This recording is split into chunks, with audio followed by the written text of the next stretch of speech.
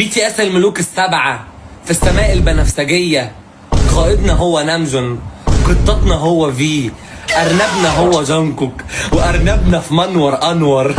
ازيكم يا شباب، اخباركم ايه؟ يا رب تكونوا بخير. فيديو جديد من السلسله اللي انتوا حبيتوها قوي، وهي سلسله BTS والمصريين اللي بيسمعوا BTS. كنت عملت منها جزء قبل كده ب 753 مشاهده، الجزء الثاني 701 مشاهده، فده الجزء الثالث. اتمنى ان هو ينال اعجابكم ان شاء الله. دي القناه بتاعتنا اللي بننزل عليها محتوى الرياكت والفلوجات والحاجات دي، فلايك فولو اشتراك. احنا ان شاء الله في طريقنا الى 1000 مشترك، فيلا بينا نبدا الفيديو على طول. فتره حوالي شهرين او ثلاثه كنت عملت جزئين من BTS على نفس الناس اللي انتوا شايفوها، بس دلوقتي هم كبروا في السن. يعني هم كبروا، هل هم لسه مدمنين BTS ولا لا؟ بصراحه يعني انا شفت الفيديو وانا بسجل قلت هطلع الكواليتي بتاعت الفيديو ازاي، او هبدا انا مش هعرف اتريق عليهم لان كده كده في المقام الاول بحب BTS برضه، يعني بحبهم يعني شويتين. المهم تعالى نبدا. فاكرين زياد؟ هو ده زياد اللي كان بيعمل فيديوهات BTS زمان.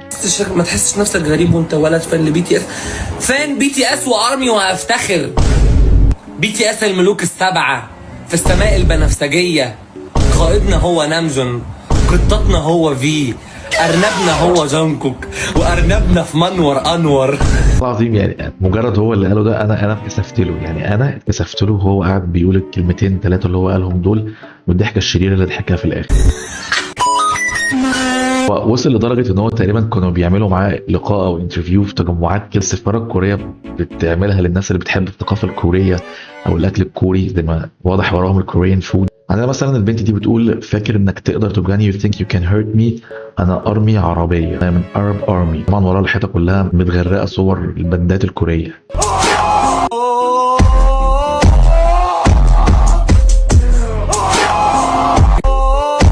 فده يدل على شيء يدل ان اي BTS فان او فانزات BTS عامه مش بيتجرحوا او بيتكسروا بسهوله. بصراحه الفيديو ده ايقوني، انا كنت شفته قبل كده، كنت منزله في الفيديو زمان، بس ايقوني الصراحه. لازم انزله تاني في الفيديو ده. قنبله ذريه موجوده، هفتحها دلوقتي، هي البوم بروف كلها ترزونيشن. يلا بينا نفتح دلوقتي. بصي هو يعني بعيدا عن احنا لازم نفتح الفوتو بوك ونطلع الفوتوز. استنوا بسم الله الرحمن الرحيم. يا جماعه بس بروح عليش نشكم يا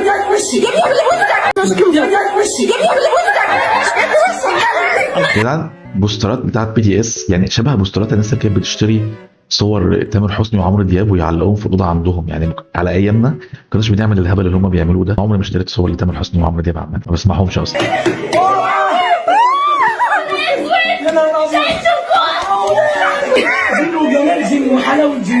هو جين ده عضو في BTS، فتقريبا هو بيكراش عليه. افتح انت ساعتك ده اداله بوسه كمان. والله انا مكسوف له، والله العظيم مكسوف وانا بسجل المقطع ده. هو هنا لابس سلسله BTS في يوم او شهر اسمه عندهم FISA، مش عارف بتتقال ازاي اصلا، بس هو يشرح لنا هو بيعمل ايه. يعني ايه شهر 6؟ عارفين يعني ايه شهر 6؟ يعني الفستة، والفستة دي بتبقى كل شهر 6 من اول سنة. BTS بيحتفلوا فيها معانا احنا كارمي. طبعا انتوا عارفين ان تاريخ ترسيم BTS هو 13/6، فهم هيحتفلوا معانا من اول شهر 6 لغايه يوم 13. اشرح الايام. هو عامه اسمه فيستا هاشتاجز. هو عامه BTS ما تعرفش ان انتوا عايشين اصلا، ولا تعرف ان احنا عايشين من اساسه. مصر تعالى لي هنا، عارف اللي احنا بقالنا كتير ما اتدلعناش ونفسنا نتدلع، ولو ما كنتش انت تدلعني مين هيدلعني؟ والله الواد ده بيقول كلام غريب، كلام غريب ومريب والله العظيم في نفس الوقت. طب نعمل ايه واحنا ارمي مصري؟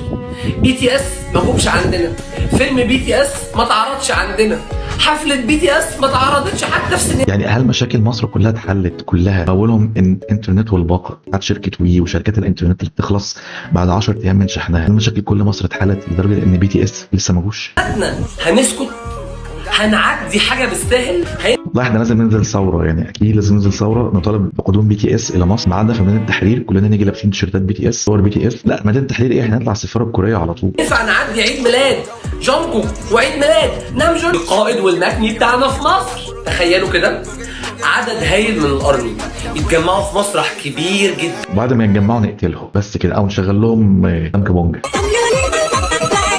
العيد بقى عيدين وكلها يومين بالظبط وهيخرجوا اعضاء بي تي اس من الجيش. والكلام ده انا مش بقوله من دماغي، ده وكاله بيج هيت ميوزك نفسها نزلت بيان رسمي بالكلام ده بتعلن فيه رسميا ان في وجونكوك وجيمين ونامجون هيخرجوا من الجيش. انا راضي ضميركم الاربعه الخمسه دول لو في الجيش الكوري، اذا كوريا الجنوبيه دخلت حرب بذمتكم يعني هيقاتلوا ازاي بامانه والله؟ يوم الثلاث الجاي. شوجا بقى علشان هو المده بتاعته كانت اطول فهيقعد لحد يوم 22. اتس بين وايل فعلا يا بي تي اس، وانا متحمس جدا جدا لخروجهم من الجيش. بجد انا مبسوط جدا ومتحمس اكتر لان احنا في شهر الفيستا والشهر ده بينزل فيه فعاليات كتير جدا جدا للارمي. لبست بابا التي شيرت بتاع بي تي اس وهعمل معاه ليه يعني ملهاش لازمه يعني. او بصوا يا جدعان، هو من الاخر مطلع والده معاه في الفيديو عشان يلم ريتش من الاخر، يلم ريتش لايكات وفولورز والكلام ده. تقريبا هيقول لوالده، هيعرض لوالده تقريبا صور اعضاء بي تي اس ويقول لهم قيمهم كام من 10 يعني. دي الفكره. بس انا شايف الفيديو نفسه مبتذل يعني، مش مالهاش لازمه. دلوقتي تحدي ده 12 من 10. ده ار ام نامجون تقريبا، عشان بسمع بي تي اس فعارف. هسكيب الحته دي ومفروض بابا ما يطلعش معاه تاني بامانه. والتي والاس ما اسمهوش لانشون عشان هو مش بيتعمل في سندوتشات. جن، اعوذ بالله من الجن. يعني هو اللي قاله دي المفروض تكون انها نكته بتضحك، بس ماشي هنضحك ونعديها. وجين لو سمع الجمله اللي اتقالت دي اصلا هينزل مصر ويقتلها. جين يحصل ايه لو احنا عايشين مع بي تي اس؟ مش عارف ايه اللي هينزلهم مصر يعني يعيشوا في مصر. جين مع بي تي اس في البيت الجزء الثاني. تخيلوا كده لو احنا قاعدين في البيت مع شوجا. طبعا كلنا عارفين ان شوجا هو ملك قصف الجبهات، يعني هنقعد مع استاذنا وهناخد منه دروس في قصف الجبهات. يعني بغض النظر ان هو قاله، هو شوجا فعلا بيعمل مشاكل كتير في الفرقه وبيجر مشاكلهم كتير قوي. بس عامه يعني روح عيش مع سعد الصغير برضو له تاريخ من الغناء الشعبي وجوه بيت كل مصري. ليه تروح تجيب بي تي اس؟ ابن بلدك اولى. هو الارمي المصري من الارمي العالمي. بس يعني بما ان جالي الكومنت ده حبيت اعبر، لان انا ساعتها ما كنتش بتكلم في الحاجات دي قوي. اقول لكم ان احنا بالنسبه لبيج هيت كلنا ارمي عالمي. طب الحمد لله طمنتنا. يعني معنى كده ان الارمي المصري او اي ارمي في اي حته تبع بي تي اس كلنا بلا استثناء ننتمي للارمي العالمي. يعني كلنا واحد، كلنا اخوات، كلنا حبايب. بي تي اس ما تعرفش ان احنا عايشين اصلا، والله ما يعرفوا ان احنا عايشين. ارمي عالمي بالنسبه لهم يعني ارمي مش يعني طالما احنا مش كوريين يبقى احنا عالمي. في ناس كانت تقول ايه، لا اصل احنا خرجنا من الارمي. تخيلوا يا جدعان في المناطق الشعبيه لو مش شغال لهم موسيقى بقى اللي هي بتاع الايجن ميوزك، مناطق شعبيه بحته بقى يعني شعبيه اللي هي مش باقيه على الدنيا. تخيلوا لو كانوا مشغلين لهم الحاجات دي.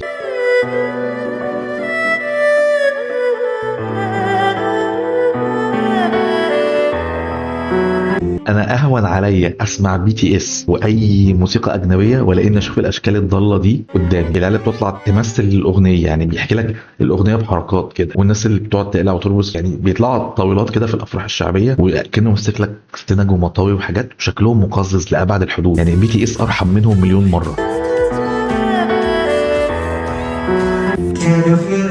الحته اللي جايه الاخيره دي بونص. لو انت قابلت اوتاكو متابع انمي، يعني الكلمه دي بتتقال على متابعين الانمي في مصر، وهو متقمص الشخصيه ورايح كوسبلاي مثلا، فمتقمص الشخصيه اللي هو رايح، ده الطبيعي اللي انت هتشوفه. عامله شخصيه مين؟ ماشي انا عامله شخصيه شينوبو هشيرة حشرة. ماشي هي حلو، هي مش شبه الهشيره اصلا بتاعت انمي ديمون سلاير ميتسو نو يايبا، ولكن طريقه كلامها مستفزه. يعني هي بتحاول تكون كيوت قوي ولكن ده ما ينفعش في الكوسبلايز والحاجات دي. فبس يا جماعه ده كان بس يا شباب ده كان فيديو جديد من بي تي اس. اتمنى ان هو يعجبكم. تعملوا لايك فولو اشتراك. عاوزين نوصل للشانل دي 1000 مشترك في اقرب وقت ان شاء الله. ده الانستجرام عليه فولور واحد بس، هتلاقيني منزل لك هناك كل يوم حرفيا مقاطع شورتس من الفيديوهات اللي انا بعملها، فاعمل لي فولو هناك. ودي قناه اليوتيوب بتاعت الجيمنج على 12100 مشترك، اتمنى تنورني برضو عليها. تاني كل يوم بنزل فيديوز كتير قوي جيمنج وشورتس جيمنج كتيره برضو. تحت في الكومنتات انا برد على تعليقاتكم. من قريب سلام.